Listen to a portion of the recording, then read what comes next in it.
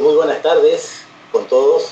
Vamos a continuar con el Congreso, con esta conferencia de la Sociedad Americana de Medicina Reproductiva, con un tema sumamente importante. Como ustedes conocen, las anomalías müllerianas son anomalías poco frecuentes del aparato reproductor femenino, y a pesar de las numerosas clasificaciones y publicaciones sobre el tema, pues sigue siendo todo un reto para el diagnóstico preciso y para el manejo de esta patología.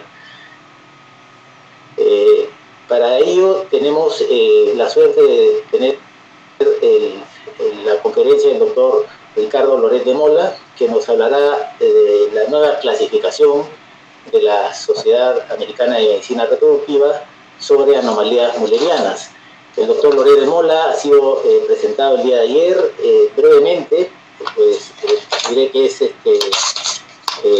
profesor de la Universidad del Sur de Illinois, jefe de departamento de ginecología obstetricia, es vicepresidente de la Sociedad Americana de Medicina Reproductiva, y es invitado con mucha frecuencia en nuestro país para diferentes simposios y conferencias. Es muy amigo de Perú y lo invitamos a comenzar su ponencia sobre este tema. Adelante, Ricardo.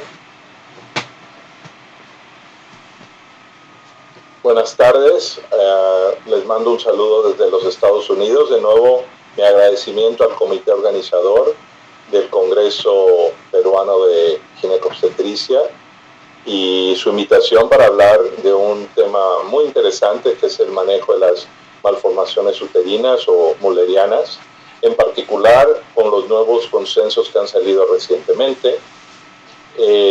No tengo ninguna relación comercial o financiera que pueda interferir con mi presentación hoy. Y vamos a hablar sobre la embriología, anatomía y malformaciones congénitas del trato reproductivo femenino. Vamos a hablar de las diferentes clasificaciones y, de manera muy importante, la clasificación que salió hace apenas unos meses de la Sociedad Americana de Medicina Reproductiva. Y vamos a mostrar unos casos clínicos, algunos videos si el tiempo no lo permite. Entonces, el desarrollo del sistema mülleriano empieza con la formación de los ductos de Wolff y Müller, que coexisten en el embrión en las primeras 8 semanas de gestación. Para el tercer mes, uno de ellos desaparece. Y desaparece dependiendo de los niveles de testosterona y hormona antimülleriana, que son las que determinan los genitales internos producidos por la gónada masculina. El desarrollo de los tubos paranefronéfricos o müllerianos requieren de la aparición previa de los tubos mesonéfricos, que son los tubos renales. Por eso, cuando hay anomalías müllerianas, siempre o con frecuencia existen anomalías renales al mismo tiempo. Entonces, de los cordones sexuales primitivos hay una proliferación del epitelio celómico. Esto nos conlleva a la producción de las células germinales primordiales, y estas van a llegar y se desarrollan en lo que viene siendo la gónada. Del tubo mesonéfrico se divide para formar el tubo mesonéfrico, y esto lo podemos ver ya aquí en un embrión femenino. Al empezarse a desarrollar, dependiendo de la presencia de testosterona y hormona antimülleriana, se suprime el tubo mesonéfrico y solamente quedan la gónada masculina. Al no haber estas hormonas, el sistema se desarrolla hacia el sistema mülleriano. Aproximadamente a partir de las 9 semanas de gestación se empieza a fusionar los tubos mesonéfricos y se empieza a formar ya para las 17-18 semanas de gestación lo que viene siendo el útero, la vagina y el himen. Debido a esta formación, podemos ver que a partir de las 7-8 semanas de gestación, pues se encuentran todos los diferentes sistemas presentes, y al desarrollarse de manera más avanzada, van a empezar a ver el desarrollo de las anomalías müllerianas, anomalías mesonéfricas o combinaciones de ellas con efectos en la cloaca que pueden desarrollarse de manera más tardía. Y para las 11 semanas de gestación uno puede ver claramente un ovario, trompas de falopio y un útero en un embrión femenino. De nuevo, el testículo, las células de Leydig van a formar testosterona y esto va a mantener el desarrollo de los ductos de Wolff, manteniendo la producción de testosterona para llevar a través de las 5-alfa reductasa la de hidrotestosterona que viriliza el seno urogenital y los genitales externos. Las células de Sertoli van a formar hormona antimülleriana y esto inhibe el desarrollo de los ductos müllerianos. Entonces la combinación de las células de Sertoli y de Leydig suprimen el desarrollo mülleriano, mantienen los ductos de Wolff y por la 5-alfa reductasa la hidrotestosterona viriliza el seno genital. Y lo que ocurre es precisamente eso, se desarrolla el falo, se cierran los conductos, el pliegue uretral y se desarrolla en un embrión masculino la fusión de estos pliegues y la uretra formando el pene para los 52 días se empieza a visualizar. Por otro lado, el embrión femenino, por la ausencia de la virilización, empieza a formar entonces en los genitales externos. Entonces el desarrollo del sistema mülleriano es pasivo, las trompas de falopio, útero y el tercio superior de la vagina vienen del sistema mülleriano, la fusión de estos ductos ocurre ya para la semana 10 y la mucosa interna ya se diferencia para la semana 20. Entonces, se ha tratado de estudiar para entender por qué ocurren los defectos de la formación mülleriana. Y existen varios genes que han sido reportados que pueden estar asociados a la genesia mülleriana. Y estos genes han sido ya perfectamente localizados, sabemos cuál es el papel de estos genes en el desarrollo y cómo existen mutaciones que se presentan con diferentes niveles de aplasia o agenesia mülleriana. Estas malformaciones son muy comunes, hasta una cuarta parte de todas las mujeres pueden tener malformaciones uterinas. Estas pacientes tienen una incidencia más alta de infertilidad, aborto recurrente y complicaciones del embarazo. La función ovárica no es afectada porque el desarrollo del ovario es independiente del útero y muchas malformaciones han sido ya descritas. Y eso es un aspecto importante, la gran variabilidad de las presentaciones. Nunca se encuentran dos pacientes totalmente iguales. Y existen dentro de estas malformaciones más de 50 síndromes asociados, pero la mayoría de estas anomalías son no sindrómicas. Las anomalías renales, incluyendo agenesia unilateral, riñón pélvico, doble riñón, etcétera, se encuentran entre un 47 y un 64% de estas pacientes. Malformaciones del esqueleto se pueden encontrar entre un 17 y 44% de estas pacientes, en particular fusión caudal de las vértebras, escoliosis y displasia de la cadera. También existen malformaciones de las orejas en un 29% que se incrementa con riesgo de pérdida neurosensorial de la audición. Es 200 veces más alta en pacientes con anomalías congénitas vaginales y uterinas que en la población general. Y por eso se recomiendan pruebas adiológicas en estos pacientes con anomalías uterinas congénitas severas. No estamos hablando de pacientes que tengan un tabique uterino, estamos hablando de pacientes con agenesia, pacientes que tienen úteros unicornes. Y la prevalencia es bastante alta. De nuevo, el útero septado es la anomalía congénita más común.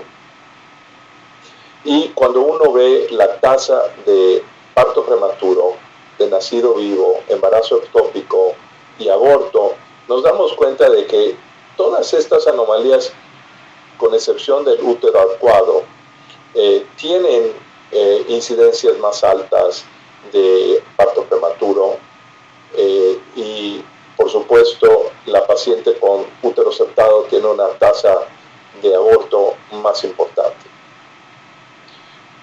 En 1988, publicado en 1989, sale la primera clasificación de la Sociedad Americana de la Fertilidad, que clasifica las diferentes anomalías de clase 1 a clase 7, que van desde la agenesia hasta las malformaciones asociadas al detiletilvestrol. Todos ustedes están familiarizados con la tabla de las malformaciones, vienen los diferentes grupos, uno puede ir asociando la clasificación con la anomalía. Y puntos importantes de esta clasificación es que es muy útil y es muy fácil documentar estos hallazgos en las formas hechas por la sociedad. Se pueden documentar en esto las imágenes utilizadas en el diagnóstico, el tipo de tratamiento si este fue dado. Se puede también al juicio del médico dar un pronóstico de fertilidad futura y se documentan también las anomalías renales y óseas. Aspectos negativos de esta clasificación es que realmente no clasifica las anomalías complejas, no clasifica bien las anomalías urológicas o obstructivas, hace una generalización de las agenesias vaginales, cervicales y uterinas y separa el útero arcuato del septado, que en realidad deben ser considerados como parte de la misma anomalía que debe ser vista como un continuo y no como dos anomalías separadas.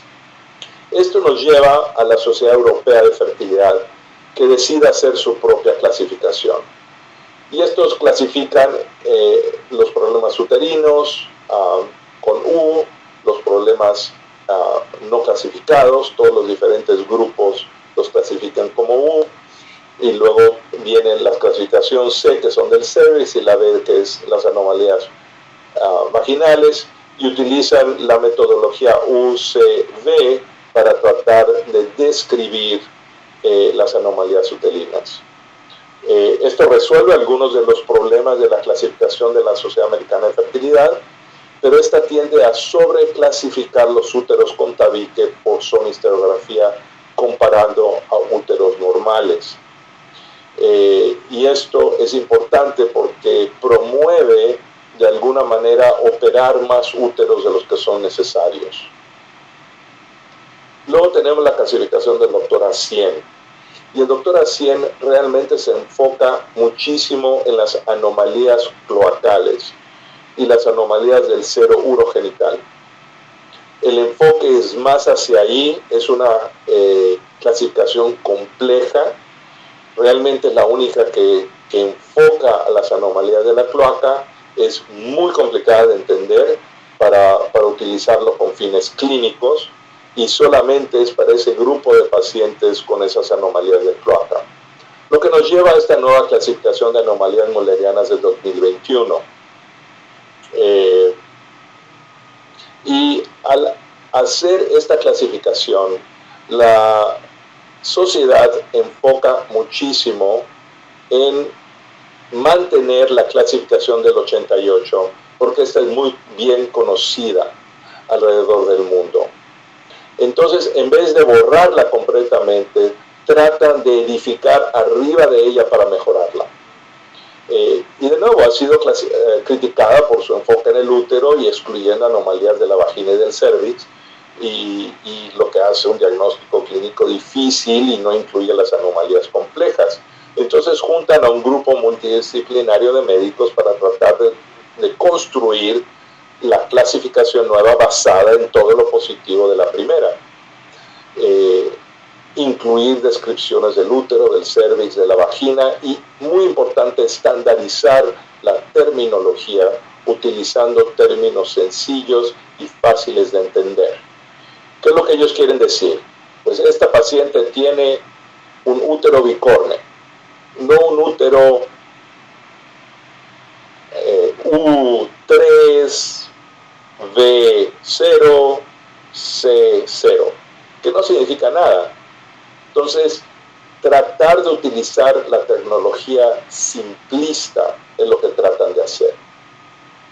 Descubren a través de identificar en bases de datos los diferentes términos que se utilizan en la literatura. Si uno ve la literatura de cirugía pediátrica, la literatura urológica con la ginecológica. La manera en que se describe la misma anomalía se utilizan diferentes términos y entonces están tratando de identificar y básicamente utilizar el mismo lenguaje para todos. Y que exista también un proceso educativo de servidores de servicios de salud sobre cómo se presentan estas pacientes, su diagnóstico y el manejo de estas anomalías a través de varias disciplinas, aumentar la conciencia sobre el rango de variación clínica y concientizar y apoyar a las pacientes de estas anomalías y incorporar además las malformaciones asociadas. Existe un interesante PDF, esto funciona muy bien con el laptop, con un móvil, pero este funciona mejor con el iPad. Y aquí tienen el Q-Code que pueden utilizar mientras están escuchando esta charla y pueden bajar este nuevo sistema.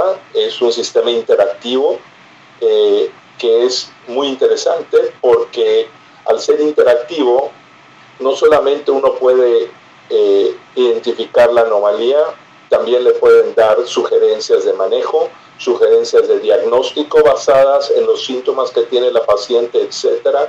Y esto hace un sistema muchísimo más moderno, mucho más adecuado, utilizando las ventajas de la tecnología para tratar de hacer un proceso interactivo que tiene videos, que tiene información realmente mucho más útil para el médico y para poder clasificar a las pacientes de manera adecuada.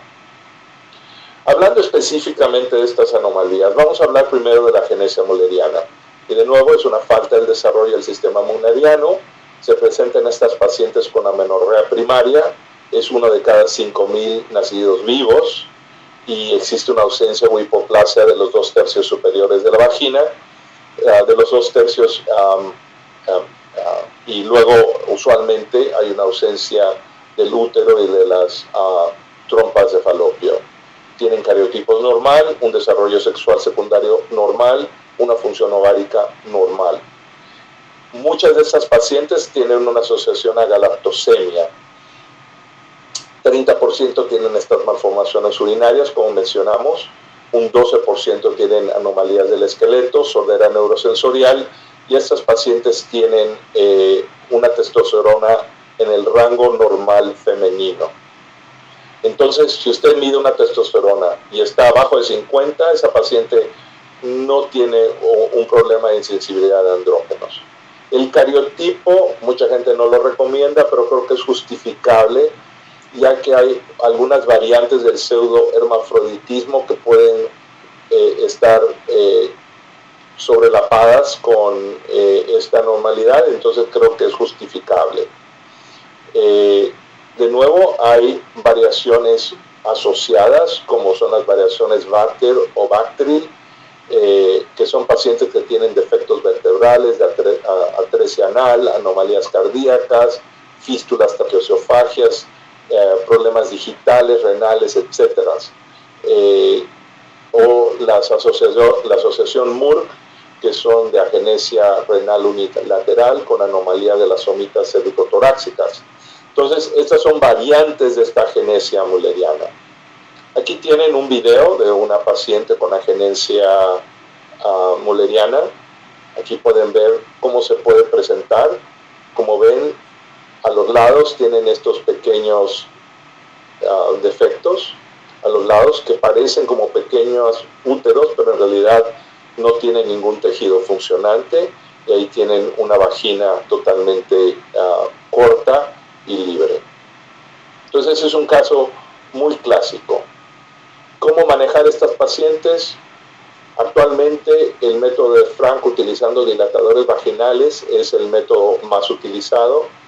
En pacientes que no aceptan el método de Frank, la operación de Becchetti es la más utilizada, donde se ponen unas suturas en la cúpula vaginal y se hace una tracción transabdominal por laparotomía o laparoscopía, creando una vagina en 7 a 9 días. Estas pacientes tienen que estar hospitalizadas por ese periodo de tiempo y es doloroso y las pacientes requieren un manejo del dolor importante.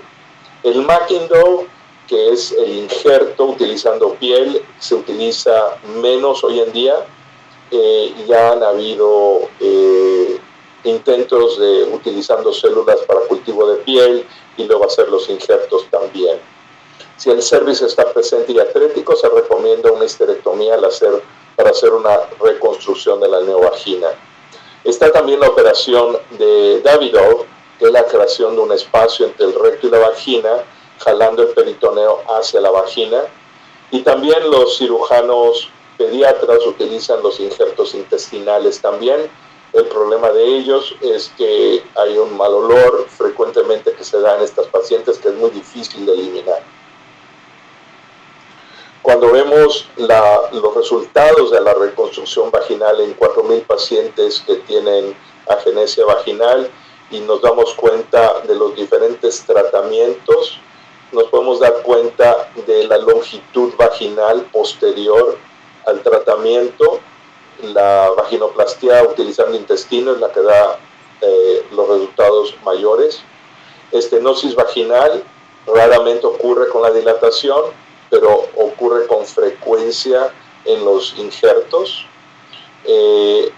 Tiempo a actividad sexual en meses se reduce de una manera importante con Bichetti y con dilatación, pero esto también de nuevo varía. El porcentaje de pacientes contentas y satisfechas con su vida sexual, pues la mayoría de todos estos médicos dan arriba del 90%, pero los niveles más bajos están con la vaginoplastia, con intestino. Y de nuevo, la Bichetti por alguna razón nos da una función sexual más adecuada. En fin, como pueden ver, tiene sus ventajas y desventajas. Algunas pacientes van a tener un cuerno rudimentario no comunicado. De nuevo, es un error en la fusión de los ductos mullerianos. Estos pueden presentarse con dolor pélvico en la adolescencia temprana. También se pueden presentar como un embarazo ectópico. Sobre todo si en el lado contralateral existe un útero unicorne normal. De nuevo, la hematometria es la manera común en que se presentan. Yo he visto pacientes tanto con hematometria como piometra que he operado por esto. Y la única solución es extirpar el cuerno uterino. Aquí les muestro una paciente que operé, que tuvo, esta fue una hemihisterectomía y tenía remanentes de un aborto anterior. Y esa es la razón por la cual hay que quitar estos cuernos rudimentarios, ya que en el 90% de los casos va a haber una ruptura uterina. Aquí pueden ver este caso de una resección bilateral de remanentes uterinos rudimentarios en una paciente con una agenesia mulleriana. Entonces estos eran cuernos no comunicantes. Aquí pueden ver un útero, este es un útero con piometria. Aquí pueden ver la trompa infectada y dilatada. De nuevo, esta paciente tenía los dos cuernos no comunicantes. Aquí pueden ver cómo se aísla esta trompa con pus.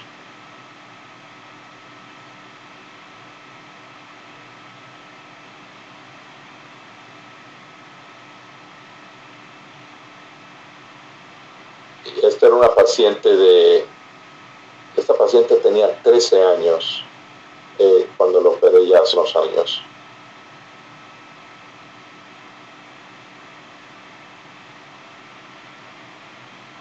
Voy a ir adelantando.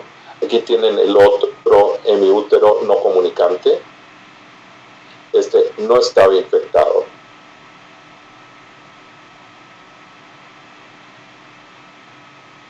Aquí pueden ver el ovario que finalmente lo podemos identificar. Aquí empezamos ya lo que viene siendo la resección. Aquí pueden ver que se quitó completamente ese útero con piosalpinx y piometra de un lado.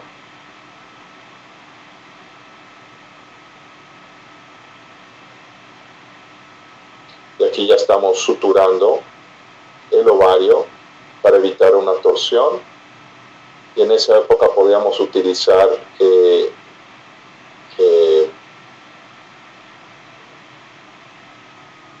el poder morcelar con un morcelador automático. Aquí tenemos un útero de Delfo. Esta es la manera en la que los podemos identificar, donde existen dos cervix.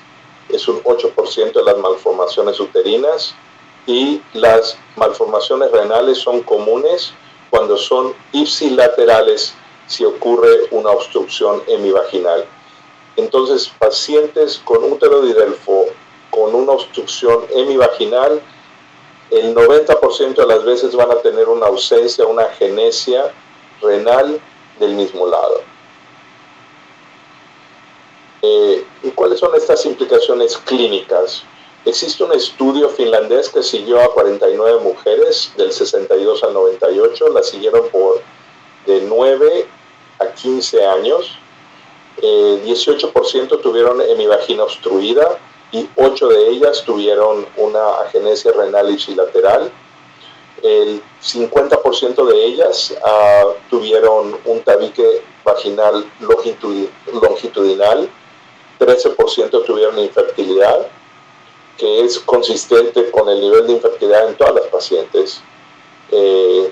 94% tuvieron cuando menos un embarazo. Existieron 71 embarazos en total, 21% de abortos y 2% de ectópicos, 24% la tasa de embarazo prematuro, y neoplasias ováricas son raras. De nuevo, la infertilidad en mujeres con útero de Delfo no está comprometida, y es importante dar a las pacientes ese mensaje. El útero bicorne es el 26% de las malformaciones uterinas. Es una función incompleta de las estructuras mullerianas con un único cervix. De nuevo, los embarazos generalmente son sin complicaciones, pero van a tener una presentación anormal. La metroplastia raramente está indicada, pero puede ser considerada en algunas pacientes que tengan problemas obstétricos recurrentes severos, pero estas pacientes también pueden considerar la subrogación. Las malformaciones renales no son comunes. La clase pre o el útero de tabique tiene una tasa de aborto recurrente bastante alta. La resección histeroscópica o la metroplastia histeroscópica mejora las tasas de nacido vivo, y como este tabique es avascular, se considera la causa del aborto recurrente. No existe asociación con infertilidad, sino una asociación con aborto recurrente. El arcuado no tiene impacto en la tasa de nacido vivo. La exposición a dietilvestrol ya realmente no se ve. Todas esas pacientes ya son posteriores a la edad reproductiva. Y cuando uno ve la tasa de parto prematuro, la tasa de aborto recurrente en pacientes con útero septado, estamos hablando de un total de 1.300 pacientes reportadas en la literatura, la tasa de aborto recurrente es bastante alta. Aquí podemos ver una resección de tabique uterino utilizando el electrocauterio. La literatura no es clara con respecto a cuál sea la mejor técnica para resecar un tabique uterino. Yo los he hecho, los hago con tijera, los hago con monopolar, con bipolar, y la técnica únicamente lleva el corte del tabique. No se reseca el tabique, se corta exclusivamente, y el tabique, al ser cortado, eventualmente se llena nuevamente con tejido endometrial normal, y estas pacientes tienen una resolución al problema bastante bueno, y uno al restaurar la cavidad uterina de manera normal, uno restaura y reduce también las posibilidades de aborto recurrente. Esto puede hacerse con monitoreo de tipo laparoscópico o también por ultrasonido.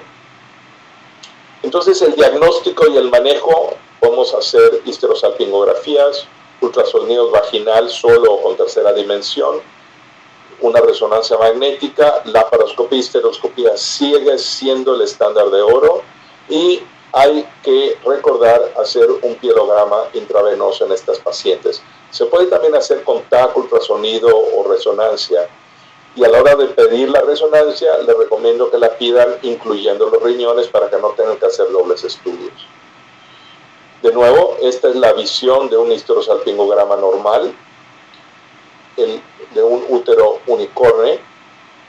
Como pueden ver, el útero bicorne y tabicado. El bicorne va a tener un ángulo de más de 90 grados, cuando el útero tabicado generalmente tiene un ángulo de menos de 90 grados. La infusión salina utilizada en una ultrasonografía puede también ser utilizado para identificar patología uterina, como son miomas o pólipos y adherencias. También puede ser utilizado para las malformaciones. Entonces, durante una ultrasonografía transvaginal se pone un catéter intrauterino, se introduce solución salina, y con estos equipos modernos de tercera dimensión, esto nos ayuda muchísimo a poder hacer el diagnóstico. Utilizando ultrasonido de tercera dimensión, también lo podemos utilizar para hacer el diagnóstico de los tabiques uterinos. El chiste es medir entre las dos hostias y luego medir el tamaño de C, que es del final del tabique a la parte interna del cervix, y del fondo del tabique a la línea que se traza entre las dos hostias uterinas. Si F es mayor que C, es un tabique. Si C es mayor que F, estamos hablando en general de un útero arcuado. Ahora la nueva clasificación de la Sociedad Americana de la Fertilidad habla de 1 centímetro. Si es menos de 1 centímetro de esta línea para afuera, es un útero bicorne. Si es más de 1 centímetro de aquí a C, es un útero tabicado, si es más. Si es menos, es un útero arcuado. Es básicamente una variación de esto mismo. Con resonancia y con ultrasonido de tercera dimensión vamos a tener imágenes muy similares, y obviamente el costo de hacer estos estudios es muchísimo más bajo cuando lo hacemos con ultrasonido de tercera dimensión. Cuando utilizamos resonancia, vamos a tener también una manera fácil de identificar los úteros unicornes, bicornes, bidelfos, arcuados. Y de nuevo, la resonancia magnética en comparación con el diagnóstico clínico, si comparamos los resultados de más de 100 pacientes, existe una correlación bastante buena entre la resonancia y el diagnóstico clínico, y están de acuerdo en 83 de 103 pacientes. La resonancia es capaz de detectar úteros pequeños, rudimentarios, podemos caracterizar disgenesia cervical y anomalías raras. Y cuando comparamos entre los radiólogos, como no había hasta el punto de esta publicación en el 2007, no había una buena clasificación, y como la mayoría de los radiólogos no tienen entrenamiento en anomalías complejas, existe un error bastante alto del uso de la resonancia magnética, de tal manera que es importante el revisar las placas con el radiólogo, y si las imágenes no son concluyentes, recomendar entonces la prueba de oro, el estándar de oro, que es la laparoscopía y estereoscopía. Pero acuérdense que los radiólogos no están familiarizados con estas anomalías y requieren del apoyo del ginecólogo para ayudarles. Aquí tienen un útero bicorne con 2 fibromas, uno intramural y otro subseroso. Pero aquí pueden ver claramente la indentación que existe en el útero bicorne.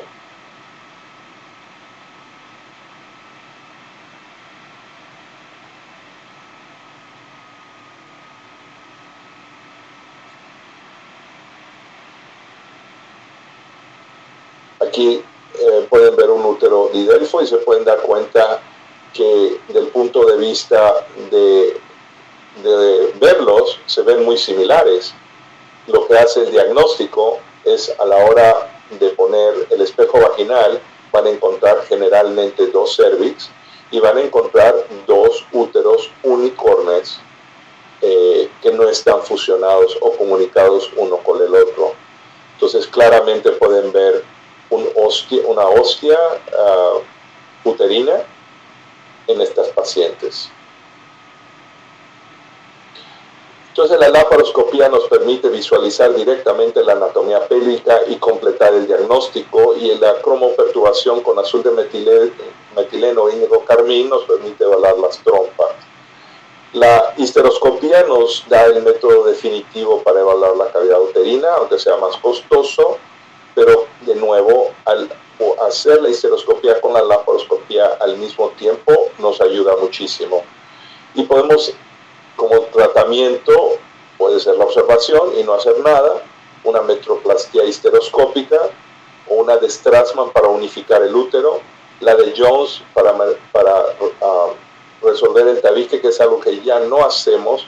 La de Strassman es para pacientes con úteros bicornes, el cerclaje, extirpar los remanentes uterinos no comunicantes, el uso de dilatadores de Frank o reconstrucción vaginal o transabdominal de la vagina.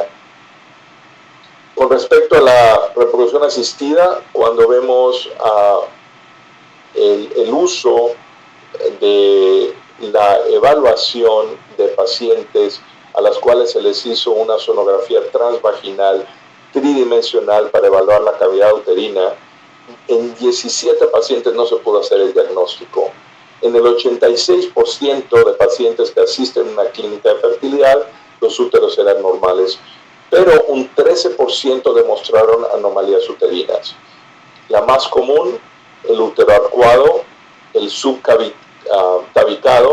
el bicorne, el tabicado sería el segundo más común, unicorne y en forma en T. De 440 que se trataron con técnicas de reproducción asistida, las tasas de embarazos fueron similares en pacientes arcuados y anomalías mayores, comparado con úteros normales. Y a pesar de que las tasas de aborto fueron similares en pacientes con úteros normales y arcuados, las pacientes con anomalías uterinas mayores tuvieron una tasa de aborto aumentada. Aquí les muestro un video de una paciente a la que se le hizo un cerclaje abdominal laparoscópico asistido por robot en una paciente con un cervix hipoplásico y una historia de aborto recurrente con pérdida del embarazo en el segundo trimestre. Esta paciente ya había perdido 3 embarazos en el segundo trimestre. Aquí pueden darse cuenta cómo prácticamente esta paciente no tenía un cervix. El cervix era muy pequeñito y los ligamentos uterosacros literalmente estaban pegados al final del cervix. Aquí ven el poner la aguja con mercelene. Ups.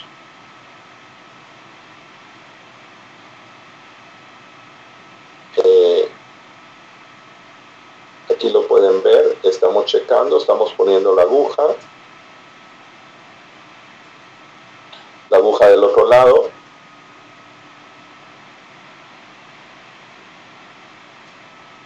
Luego vamos a apretar el nudo para verificar que efectivamente esté en el lugar correcto.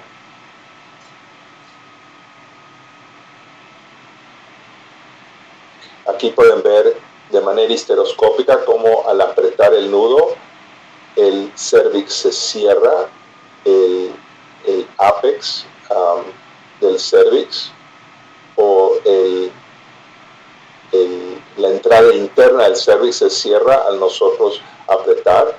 Entonces nos dimos cuenta que el nudo estaba perfectamente colocado y en ese punto apretamos el nudo, verificamos que no se haya tomado nada del tejido por atrás y que el nudo esté bien colocado.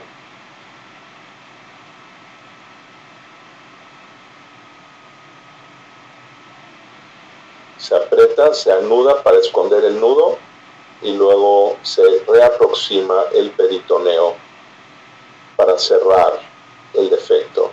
A esta paciente la operé esta cirugía es de hace como 1 año y medio, 2 años. Esta paciente se embarazó de manera espontánea y tuvo un bebé a las 36 semanas. Se le hizo una cesárea y se mantuvo el cerclaje abdominal. ¿Qué anomalía uterina es esta? Aquí pueden ver una paciente con un tabique vaginal. Van a ver que le puso un catéter en una de las cavidades porque tenía un cervix único.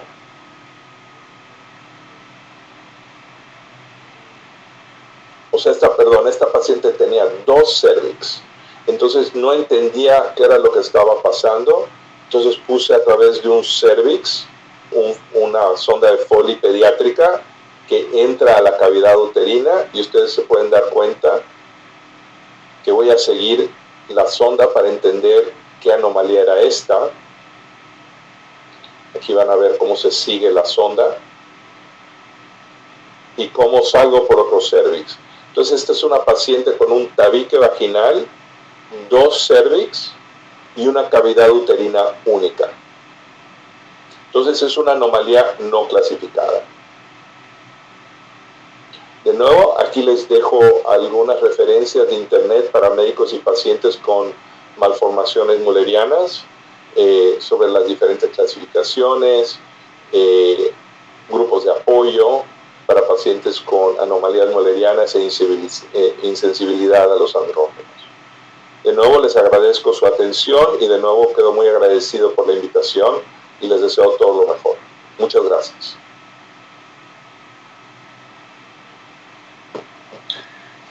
Muchas gracias, doctor Ricardo Loré de Mola, por la excelente presentación. Con esta conferencia vamos a dar por terminado este bloque de la mañana.